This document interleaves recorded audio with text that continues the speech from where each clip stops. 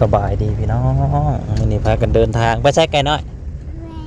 ฮะ ไปใช่ลูก ไปใช้ สบายดีป่ะลุงสบายดีพี่น้อง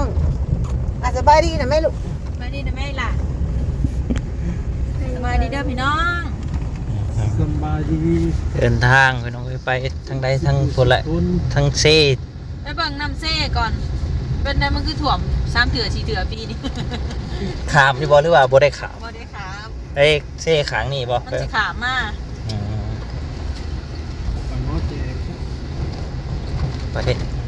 นะไปหาเสี่ยวเพิ่นอยู่บ้านพอแหละบ้านนอนยานุ่งพอแหละที่ขาม เสี่ยว มา คนไปหาเพื่อนคนสวย เป็นคนสวยครับคนสวยเจ๊ทรายน่าสิเอาปลาแดกมาให้ทั้งนี้ก็สิเอาเขาไปให้เพิ่นสิว่าในเขาประมาณนั้น และเตรียมหวานและ เอางัวมา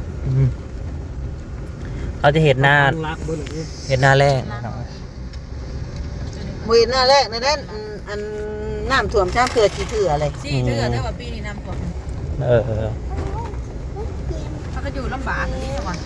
เบิ่งแต่เฮือนเขาเจ้าก็สูงกว่าหาสูง เตวิวอยู่เนาะ ไปน้องเดินทางไกลหน่อยกับไปน้ำได้ไกลหน่อยว่าจะไปซื้อขนมไม่ได้ไปซื้อซับเอ้ยห้านอื่นกับบ่ซื้อนั่นแหล้ว โมเซ่ ซื้อแต่ห้านเดียวขนมคือกันอยู่ ขนมคือกัน เดินทางไปน้อง ขนมอันเดียวกันนะแซ่บแต่อาหารเดียวนั่นตัวใหญ่นี่ก็บอกแล้วช่วยกับอันแรกให้แล้วหน้าช่วยกับเสียกับซานหมดหนึ่งหมดแกงมื้อนอนอยู่เรือนหญ้าช่วยหัน นอนเบิดบ้าง มันจะไก่ขนมย่ามหน้าจากมา ท่านไปตลาดต้องแวะเลยบ่ พอไปชักยากับแมนเวโร อืม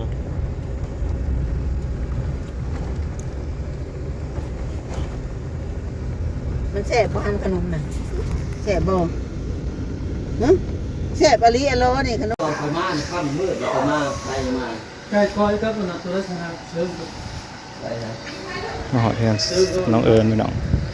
เอาเขา เชิญแล้วไปเซ็ตไป เชิงดินโอ้ยคือพวกเขาเชิงวัดพออยากลินแต่พอลินเชิงมาซื้อ เตรียมเดินทางไปน้อง คนเล็กหัวมันก็บวมไปแล้ว มันเขาคุ้ม มันนอน ไก่ตัวเต้ไก่นอน มันเต้นเขามันโดดเขาโดดนะ ท่านอยู่ห้างตายเชิง ไปจะข้าม สากแบดทางนี้ไฟดับปัดเท้าปัดไฟบ่ดับ ใกล้กับบ้านเดียว บ้านเดียวกัน มันเกิดอยู่ด้วยเนาะ ลินเลยลินเชิงเดียว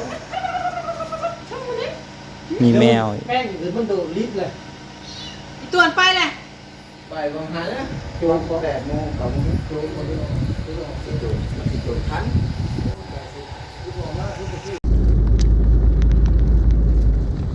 กำลังเดินทางไปน้อยไกลเติบอยู่ 30-40 โลว่าจังเนาะขนาดว่า เอามาบุกซ่องติดกับกิโล 10 กว่าแล้ว จากบ้านห้ามาทางดำนะ7 กิโลเข้ามาปักซองอีเนี่ยสะมันก็10 กว่ากิโล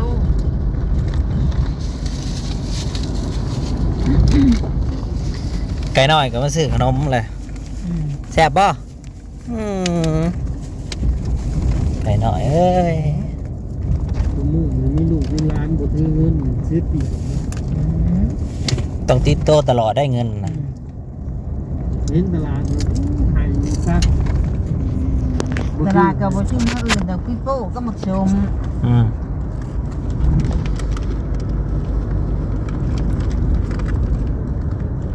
กำลังมุ่งหนาเขา ไปทางบาลาหน้ามันไปลองไปแยกอยู่ใน กินเดี๋ยวมันโบมาซื้อ จำหน่ายไข่ไก่สดโอ้ ฟาร์มไก่บ้างอยู่นะ ทำขาย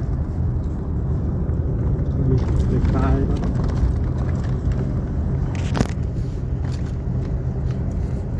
เห็นบ่ก็เจ้าคายขนมกระทามืองานน่ะเนาะ นั่นเหี่ยว่าอะไรบ้างเนี่ย จับดีๆนะที่ลูก เสียไปเลยที่มันเห็นอะไรไก่ จับดีๆลูกจับดี อุ้ยบุญเลยมาลงอาบน้ำนะชู อ๋อ คือประเทศอันสะพานคนไปกับคุณเลยเนาะ อันนี้ก็คือโครงการจากเกาหลีบ่ ๆโอ้ลองน้ำไม่ใช่ขาดกันดีเนาะ ถังน้ำเต็มอยู่ในรองน้ำ โครงการจากเกาหลีมาได้เนี่ย โอเคแบทชิเบิร์ดใช่ไหมแล้ว โหมาถาได้เป็นสมงแล้วพ่อเนาะ ด่ากูเลยมันนี่ ทางไปบ้านสองคอนไปหน่อยสะพานมันก็ยังเห็ดบ่ทันแล้วอยู่ กินนมกินนอนทาง ย่ามแม่น้ำท่วมบ่เห็นหยังในแถวนี้พี่น้องเอ้ย ใบไม้ยังมีกี่ดินมี ใบ ดาว ไม้ยังเต็มท่วมเบิด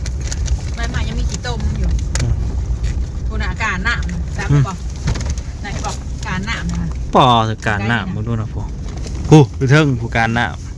สมสีเทือยังวะ ดินก็มีน้ำก็มีน้ ำปลูกมันปลูกหยังก็สุดยอดแล้วนะ เขาเบิกนะเบิกที่ดินออกไม่ ำถูกน้ำแล้วเนาะ ถูกการหนามมือวางถูก แล้วนี่ท้ายคือสมุยผู้ซื้อ ชื่อไปเห็นนะ น้ำลูก ปลูกหยังกระตายเบิด ปลูกย่ำแรกนะปลูกย่ำแรก ปลูกพืชและหญ้าสัตว์ก็สิพอได้ขายอยู่ เขาต้องออกมาจะดีได้ว่าเขาบอกเอา ใช่จริง เขาออกมาเบิ้ลเลยนะดีกว่าดีนั้น ไก่เซ่ เป็นทานท้ายมันตี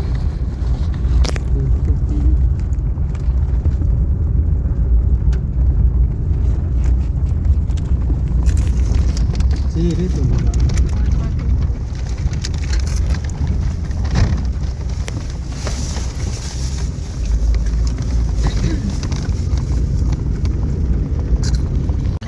มาหอดแล้วพี่น้อง ใช่มันอยู่ในใจมันว่ามันมาเก็บผักกลุ่มเลยเป็นกระต่ายแต่ว่าเรา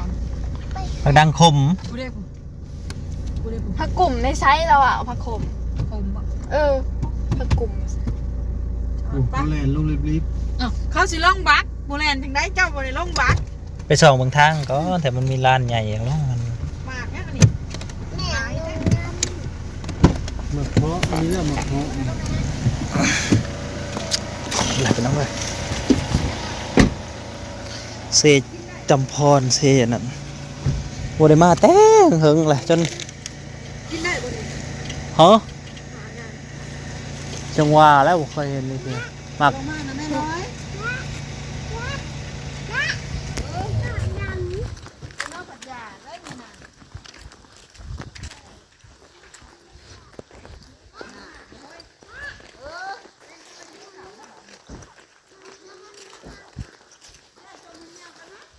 ลงได้อยู่บ่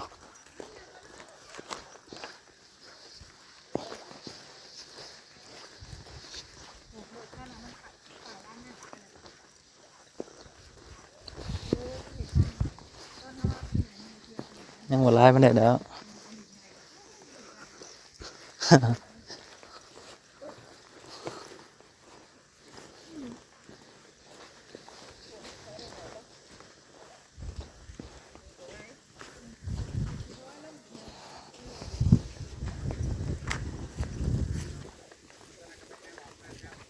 เอาละบอกก่อนเอารถเข็นมาติดรถมาน้ำเอามาสบายดีได้สบายดีไม่ใช่แหละเกลือผมจะมาหาเนาะโอ้มีถึงลุงไหมลูกวันนี้2 ปี วันนี้ลุงกับแม่ สบายดีสบายเสจำพร กินเป็นหรอคะ ผักดังคมป๊อถูกมาดังใหญ่แท้น่ะ บอกได้เองบอกกินเอาเลย กิน ธรรมดาพอดี เองบอกเรากินกันบ่เองบอกกินเพราะว่า กินแซ่บกันเด้อ ขากกระเทแกงเขียดนี่ใส่อุ้ยคัก เฮโคมแห้งหมดเลย แกงขี้ บ่โคมฮักก็ แซ่บฮะแซ่บ ฮักก็บ่ใส่ลายเนาะอย่ามันขมกันเจดำก็กินคือกัน ไม่ใช่สิบ่กิน ก็คือเอาน้อยแท้สันนะ อยู่เพื่อนก็มีพระนี่กินเป็นหรือเปล่าประกาศนี่ ประกาศกินเป็นอยู่ที่เขาขันสมมันบอก ประกาศหินใช่ไหม อืม เก็บไปขันสม อันนี้เด็กโครงเลย ดูนะแม่มันไปซ้ำดอกบักทีกไปแล้วไปแล้วนั่งจ่อยเราตะกี้ยังตู่ หุ่นดี ไปอยู่คุมือจะไปอยู่นักได้จนยกบ่คืนเด้อที่ท้ายลงไหนบ่ รถคันนั้นมันสิขึ้นบักเลย เตรียมขึ้นบักแล้วฮะ ใส่ล้างน้ำก็ได้พี่น้องรถคันนั้นได้บัก จะด รถใหญ่ขี่ได้คันหนึ่งบ่บัก ำมันแซงไอ้ท่านเนี่ยได้เถอะแล้วหายก็ทุ่งนี่มาแดกถังนึงยกขึ้นบ่คืนก็ถือมาเสาได้4โล ก็ได้มันแจ้งโลกแล้ว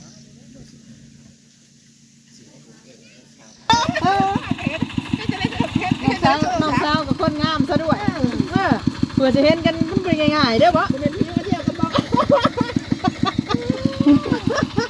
ทุ่งยังกับอากาศ อันนี้ผู้มักนี่ถือหน่อยเด้อ มาพอมาเสียผักได้ผม เก็บผักดังผม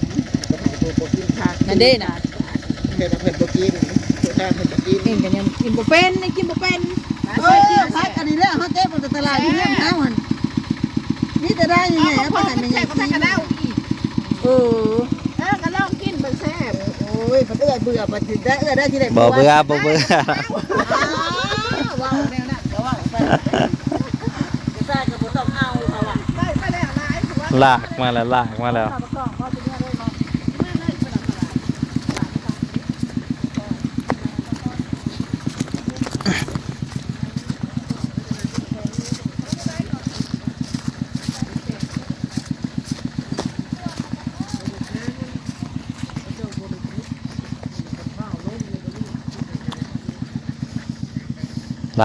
ใส่สลิง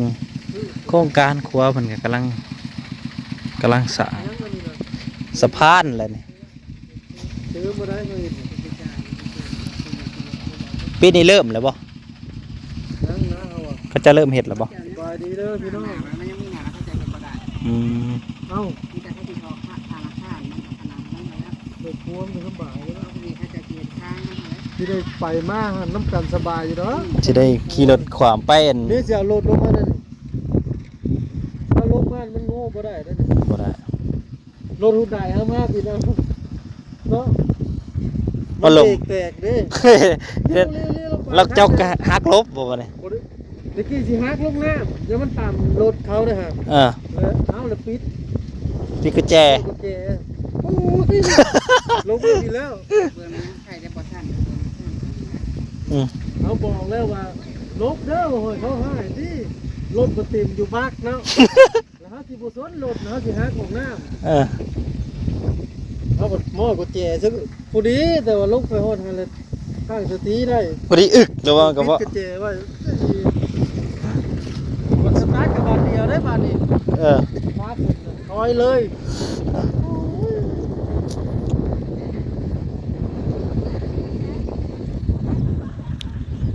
ล่าสุดไพ่เบิด ให้ได้สบายนี่ จังว่าเอาไว้ไม่พามันของเราบ่ได้ให้พาเฮาก็เอาพามาเพื่อได้ใช้ เอาทางนี่เอา สิบ่ติดบ่ เข็นให้ได้รถเกียร์ออโต้มันจะไปเข็นได้วะเกียร์ออโต้มันเข็นบ่ได้ได้มันคือเกียร์กับปุ๊บ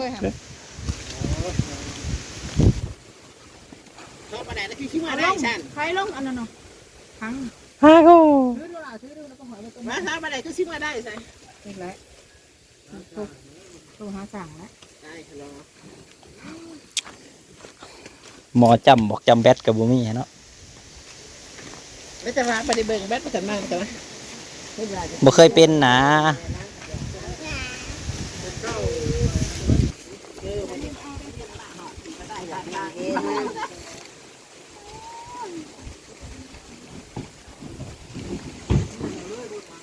แมนเราก็เอาทั้งใหม่เมื่อครับ นอกจากทางน้องเฮาละทางใหญ่ ทั้งมันใหญ่ย่อใส่เอายางมาใส่ เลยหรือนะ ขามันนั่น พามันเอาเมื่อ พาน่ะเอาเมื่อของเรา เองมันเอาผ่านมาอันเอาเมื่อแต่อันนั้นตามหน่อยจังหน่อยอย่างนั้นเอาตัวนี้เอาขึ้นมาอะไรของเฮานะอันลูกสาวว่าจะไปซื้อทางไห้มื้อนี้นะลูกสาวว่าจะไปซื้อตลาดไห้ มันก็บ่เมื่อแล้วมันก็บ่ได้4ทางบ่ได้ก็บ่ได้บ่เลยเมื่อมันก็จะ ใส่นั่นใส่นี่แล้วบ่ได้ประเดกก็บ่ได้ใส่เด้อ ซื้ออีกแล้วเพราะประเดี๋ยวยังบ่อึดอยู่โทรหาสั่งเขาแล้วไปเฮ้ย น้ำเขาหมดแล้วแล้วใส่มีซะ มาเลยพี่น้องแบกลงเซแบกเขาลงเซไกลเติบอยู่